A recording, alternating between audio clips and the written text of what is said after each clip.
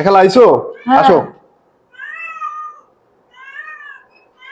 Meet meet করে করে হাসো, হাসো কেন? 3 দিন ধরে কাজে আসো না, কিছু না, বলা নাই কোন নাই, হুট করে ছুটি নাও, জানো বিড়ালের পাশে অনেক কাজ থাকে, আবার মিট মিট মিট মিট করে হাসতে হাসতে যাও। বলি তো যাবা নাকি? মামা আমি খালুর হলে ঘুরতে গেছিলাম।